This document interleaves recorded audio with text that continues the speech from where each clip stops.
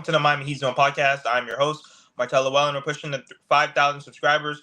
Hit that subscribe button, and thank you for all the support. So today we have Jordan from Houston Sports Talk. So before we begin, Jordan, just let the people know where can they find you and what's your channel about. I have a YouTube channel. It's called Houston Sports Talk. I started off doing Rockets, Texans, Astros. That's where I'm from. That's, my favorite teams. But then I kind of expanded to doing, everything, like NBA offseason stuff, which is like my main content. The most views come from NBA, like signings, trades. And so that's one of the favorite things I like to do on my channel. But mainly like to stick to where I came from with the Astros, Texans, and Rockets. But I do a lot of content, try to cover everything that's going on in all three leagues with MLB, NFL, and NBA. So make sure you guys go to his channel, hit that subscribe button, hit that like button, and get him to 3,000 subscribers. So today is the topic for the Miami Heat. And, right now, the Miami Heat, they just lost Caleb Martin to the 76ers. We have the whole Jimmy Butler extension thing up in the air. They didn't get Donovan Mitchell. So really, how can this Miami Heat team improve when it seems like we're going to be running it back for like the sixth time in a row? I was looking at it last night, and I feel like one team need right now, which is, maybe not would be a huge addition, but a backup point guard, I believe, is needed. Because if Tyler Hero is going to be in the starting lineup for their third straight year, obviously we saw him as the sixth man in the 21-22 season, I believe. Tyler Hero has been a starter the last 2 years. He only came off the bench twice last year. He started in every single game he played in the year before that. I don't think they're going to, I don't see a way where Terry Rozier heads to the bench. That means there's no point guard off the bench. Alec Burks and Josh Richardson have never played point guard in their career, only played shooting guard and small forward. There are still a ton of backup point guards you could bring in the market. Tyus Jones is available, Patrick Beverley, Cameron Payne. Devontae Graham is a guy who just got traded to Charlotte and waived today. There are so many backup point guard options. I feel like that might not be a move right now that takes Miami over the top, but that is a team need move I believe Miami should definitely be looking at. But do you think that the Miami have a chance to get some type of win now player? Because, they've been rumored, for Lauri Markkanen, but then they've also been rumored for DeMar DeRozan. But it's just like, it's either when the Miami Heat try to make a trade, we don't have enough, or it's just that the other team does not want to take on salary. So do you think that this Miami Heat team, can get a win now player? I think Lauri Markkanen is probably out of the question. Because I was thinking maybe if they maybe made a trade for Lauri Markkanen, you could potentially send Caleb Martin in a sign-in trade potentially. But now that's not an option now that Caleb's going to Philadelphia. I think DeMar DeRozan could be an option, but the question is if it's a sign-in trade, what do you have to give up? I don't know. Like the Heat are not will. I don't think the Heat are willing to give up Rozier or Hero in trade talks or Jaime either. So I don't know who the Heat can get, as a win now player, adding a third star next to Bam and Jimmy. But the problem is like, what are they willing to give up to get that player? Brandon Ingram is a guy who I think could be a little bit cheaper. Maybe you could get a Brandon Ingram. But is that someone that you think is the right player to pair up with Bam Adebayo and Jimmy Butler? But see, that's why, like, my biggest thing is I think that this Miami Heat team, they're going young. But, they're not going to come out and tell the fans that. They're not going to say, yeah, you know what, we're going to be prepping for the next 2 years. Because that means that now the Miami Heat fan base is pissed. Jimmy Butler is probably out the door. So where's your stand on Jimmy Butler? He is going to be 35 years old. He's really not getting any younger. I think he's had some great moments with the Miami Heat. But as you can see, especially if we bring back this same team, how can we compete in the East where the Boston Celtics, they're not going anywhere. The Philadelphia Sixers, they just got Paul George.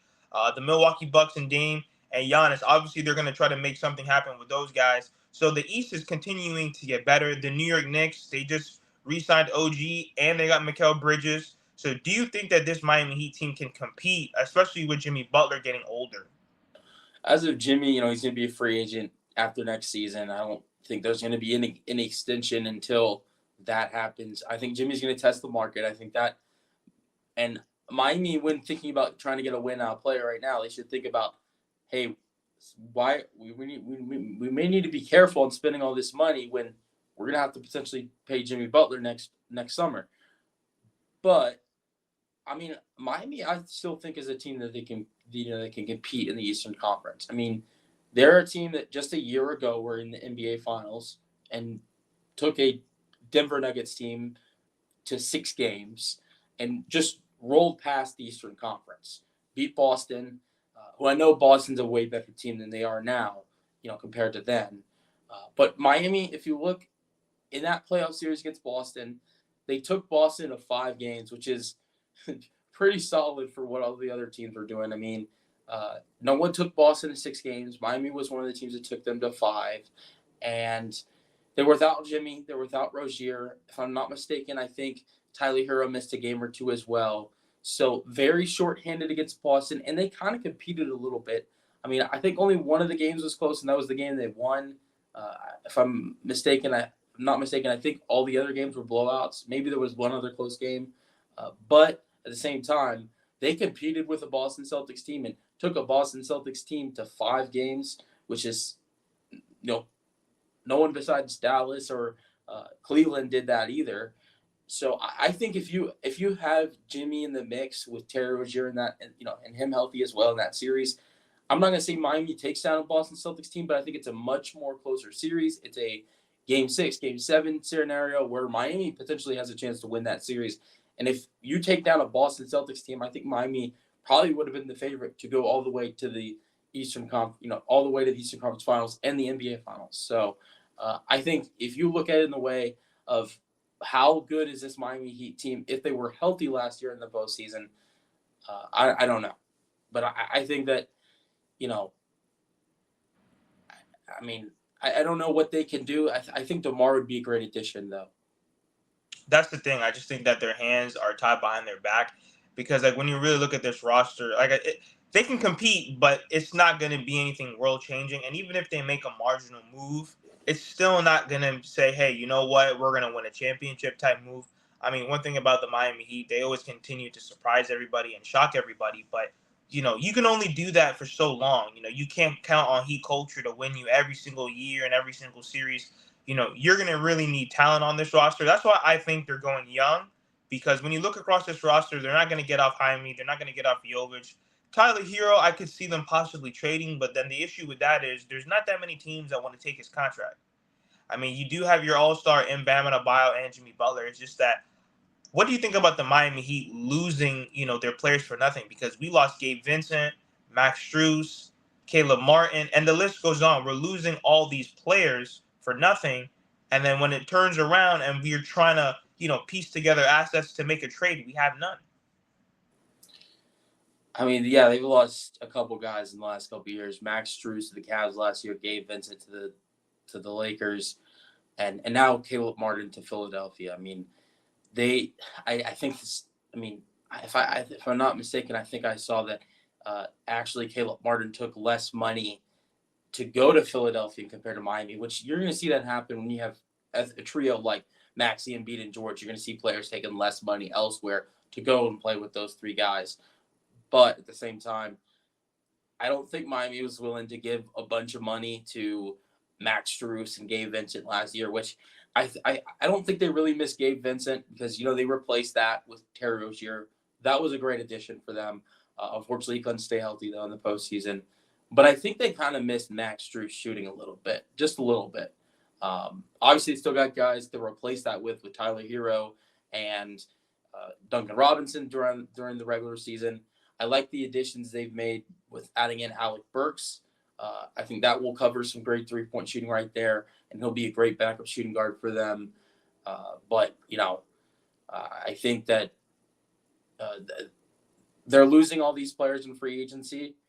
But uh, I mean, I don't know about I don't know if Miami's not willing to pay these guys in free agency. Obviously, that's not the case with Caleb Martin because they're willing to give Caleb Martin a bunch of money. He took what, like $33 million But see, less. that's because the CBA is so difficult, and that's really his agent's fault. There's no way that, think about it, he's coming off of a down year, and the Miami Heat were willing to give him $52 million over 5 years. You have to say yes to that, only because, like I said, you're coming off of a down year, okay? And when you look across the NBA, clearly it was drying up very quickly. Haywood Highsmith is still not signed. I mean, and maybe go there's after a him. few teams that could maybe offer him 20 million, maybe max. But when you look across the NBA, everyone's pretty much signed, besides maybe DeMar DeRozan and a few other role players. But they're not going to get max dollars. I mean, because didn't DeMar DeRozan, he opted out like of his deal as well, and now he's going to have to take significantly less. So I Yeah. think that one thing that we're also not talking about is this new CBA is definitely affecting everyone. But one of the biggest things that also too that Miami Heat fans don't realize, they always say that Mickey doesn't spend. I don't think that's true because think about it. We're paying Tyler, Duncan, Jimmy, Bam, and Terry. So people are saying, well, how come we don't have any money? It's because we're paying five guys almost $20 million plus. Because then when you look at other teams, they're really only paying maybe two guys max money. So we're paying the max money, but we're paying it to the wrong five guys. So that's why, like when you mentioned, like Burks, Tyler Hero, Terry, I just think somebody out of that is going to be traded because there's no way we're going to have Duncan Robinson, Terry Rozier, Tyler Hero, Burks. Like I just think that our backcourt is very crowded right now.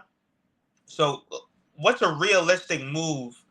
Maybe I guess like how you said, Brandon Ingram. Do you see this Miami Heat team maybe looking at a Zach LaVine, something, or do you just see them really focusing on the future? Um, Now focusing on the future, I think with Miami and trade talks, you hang up that phone if you got them wanting Jaime or if they want Nikola Jovic. I think those are when you're talking to you said it. They want to go young. They want to focus on the young players. Even if it's like, I mean, Laurie Markin, I think maybe you entertain it, but even if it's someone that's gonna make a this Heat team over the top, and might be a nice star next to Jimmy and Bam.